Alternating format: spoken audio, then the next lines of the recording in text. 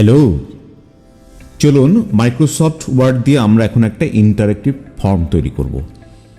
Interactive form মানে এখানে আমরা দেখছি পার্সন ডিটেলস বলে একটা অপশন আছে এবং তার নিচে নেম, এজ, ডেট এবং সেক্স উল্লেখ করা আছে।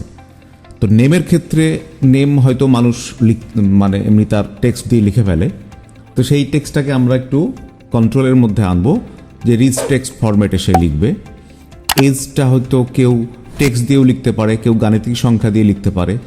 এক্ষেত্রে আমরা কি করব, একটা এজ গ্রুপ সিলেক্ট করে দেব, যেখান থেকে একটি ড্রপ ডাউন মেনু আসবে, সেই মেনু থেকে এজ সে সিলেক্ট করতে পারবে।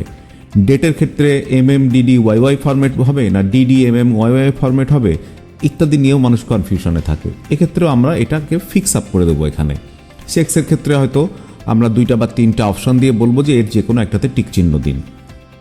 এই ক্ষেত্রে দেখা যায় যে এই ফর্মগুলো রেস্ট্রিক্টেড হয়ে থাকে। এই কাজটা করতে গিয়ে, এই ইন্টারেক্টিভ ফর্মটা করতে গিয়ে আমরা খুব সামান্য পরিমাণে প্রোগ্রামিং সম্বন্ধে একটু কনসেপ্ট নিয়ে নেব মাইক্রোসফট ওয়ার্ড থেকেই। তো চলুন, এটার জন্য আমাদের যেটা লাগবে, এখানে যে ট্যাবগুলো দেখছি এর মধ্যে একটা ট্যাব সবসময় উপস্থিত থাকে না, সেটার নাম হচ্ছে ডেভেলপার্স ট্যাব। যারা ব্যাক এন্ডে মানে এমএস ওয়ার্ডের ব্যাক এন্ডে বা ভিতরের কাজ না করে, প্রোগ্রামিং রিলেটেড কাজ না করে, ভিজুয়াল বেসিক দিয়ে এখান থেকে অনেক সুন্দর সুন্দর সফটওয়্যার তৈরি করে ফেলা যায়, Microsoft Word and Visual Basic, সেগুলো যারা ব্যবহার না করে তাদের আসলে ডেভেলপ ট্যাবের কোনো প্রয়োজন পড়ে না। এই কারণে নর্মালি এটা এখানে থাকে না, ভিজিবল থাকে না, এটা আমাদেরকে ভিজিবল করে নিতে হয়।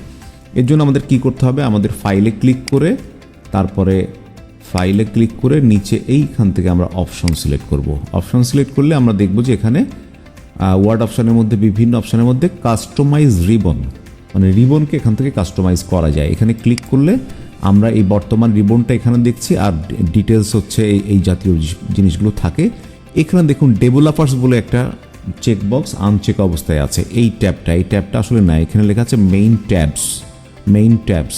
তো এখানে এসে আমরা যদি এই ডেভেলপার ট্যাবটাতে ক্লিক করে এখানে এসে ওকে করে দিই, এখন দেখুন এখানে খুব সুন্দর করে ডেভেলপার ট্যাবস বলে একটা ট্যাব দেখা যাচ্ছে।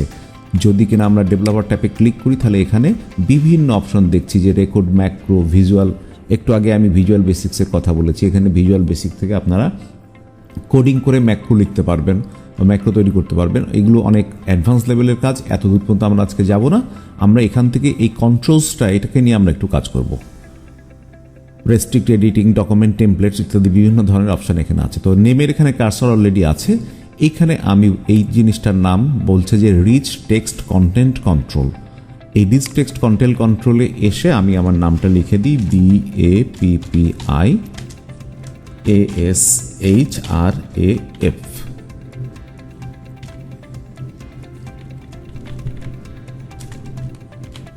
Click or tap hair to enter text. আমি ক্লিক করে দিলাম বাইরে। আমার বাপ্পি আশরাফ এখানে এই লেখাটা আছে। এই লেখাটা এই পাশে যে সিম্বলগুলো দেখছি এগুলো আমাদের প্রিন্টিংয়ে আসবে না। ডিজাইন মোড, এই ডিজাইন মোডটা অফ করে দিলাম। ব্যাস, এখন আমরা এজে এসে একটা এজ গ্রুপ নির্ধারণ করতে চাই। এজ গ্রুপের জন্য এখানে থেকে দেখছি আমরা, এটার নাম drop down list content control, আর এটা কম্বো বক্স কন্টেন্ট কন্ট্রোল। আমরা কম্বো বক্সে যাচ্ছি না, আমরা ড্রপ ডাউন লিস্ট কন্ট্রোলে চলে আসি। এখন দেখি এখানে লেখা আছে চুজ অ্যান আইটেম। এখানে যদি আমরা ক্লিক করি তো লেখা আসছে চুজ অ্যান আইটেম। তো এখানে এটাকে আমরা একটু কাস্টমাইজ করব। এটার জন্য এই যে প্রপার্টিজ, উপরের থেকে কন্ট্রোলসের মধ্যে প্রপার্টিজ, এই প্রপার্টিজ এসে আমরা ক্লিক করি। ক্লিক করে আমরা এইখানে নিচের দিকে দেখি যেখানে লেখা আছে চুজ অ্যান আইটেম। এই চুজ অ্যান আইটেম, এটি আমাদের প্রয়োজন নাই, আমরা আমাদের ইচ্ছা মতো আইটেম দেব। আমরা এটাকে ধরে বলে দিলাম রিমুভ। এখন আমরা যদি অ্যাড করি, অ্যাডের অপশান আসবে। এখানে আমরা এজ গ্রুপ দিয়ে দিই, আমরা দিয়ে দিই 20 থেকে 29 অ্যান্ড ওকে করে দিলাম। এরপরে আমরা আরেকটা এজ গ্রুপ নিয়ে, এটা হচ্ছে 30 থেকে 39, এটাকে আমরা ওকে করে দিলাম। এরপরে আরেকটা এজ গ্রুপ নিয়ে আমরা 40 থেকে 49, আরও এজ গ্রুপ একটি দিয়ে আমরা সেটাকে করে দিই 49 ছিল, 50 থেকে 59 ওকে। অ্যান্ড আরেকটা করব আমরা 60+। ওকে, এখন আমরা একটু ওকে করে দিই। ওকে করে দিলে আমরা যদি এইখানে ক্লিক করি তাহলে দেখব যে আমাদের এই ড্রপ ডাউনে এই মেনুটা আসছে। তো এখান থেকে আমরা এজ গ্রুপ সিলেক্ট করে দিলাম। এখন একটু আসছি আমরা ডেটে।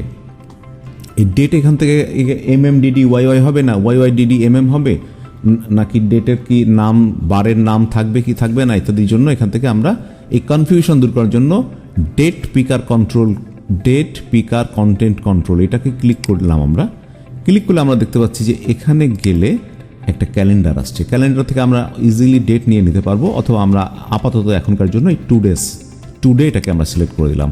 এখন আমার MMDD YY নিয়ে কোনো প্রবলেম থাকলো না। এখন সেক্সের ক্ষেত্রে আমরা রেডিও বাটন করে দিতে পারি। এখানে দেখুন, এখানে এইটার মধ্যে রেডিও বাটন পাওয়া যাবে। এইটা হচ্ছে রেডিও বাটন। এই radio button active x control, এই রেডিও বাটনে আমরা ক্লিক করলে এখানে দেখাচ্ছে অপশন বাটন 1। এখন যদি আমরা প্রপার্টিজে যাই, প্রপার্টিজে গিয়ে আমরা এইটা কথাটা এখানে পাচ্ছি, ক্যাপশন হচ্ছে অপশন বাটন 1। তো ক্যাপশনটা আমরা চেঞ্জ করে আমরা জাস্ট এখানে করে দেব, এখানে আমরা লিখে দেব মেইল,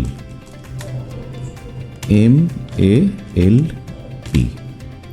আমরা মেইল করে দিলাম, এটাকে ক্রস করে দিলাম। এটাকে এখান থেকে টেনে ছোট করে দিতে পারি।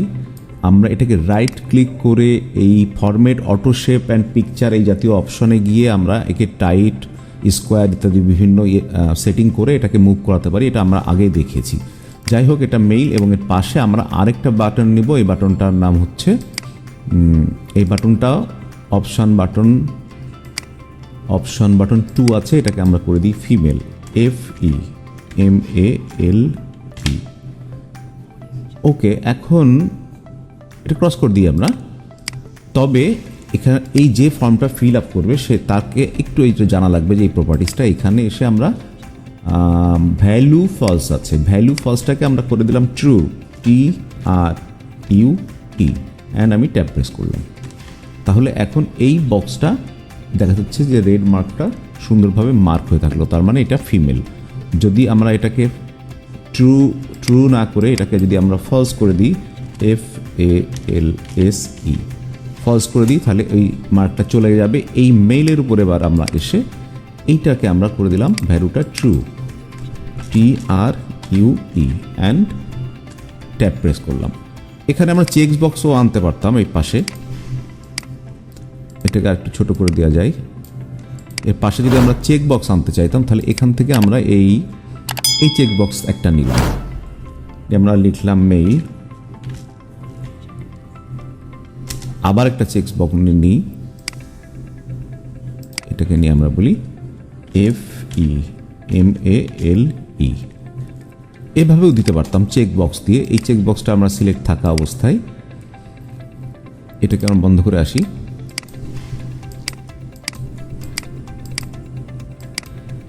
এই চেক বক্সটা সিলেক্ট থাকা অবস্থায় প্রপার্টিতে আমরা চেকড ক্লিক করে দিলাম। ওকে, তাহলে এটা চেকড হয়ে গেল।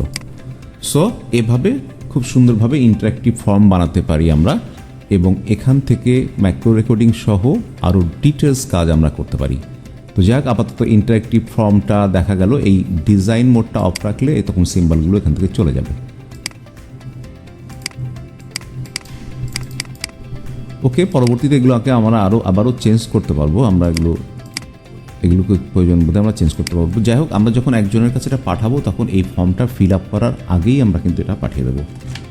সকলকে অসংখ্য ধন্যবাদ।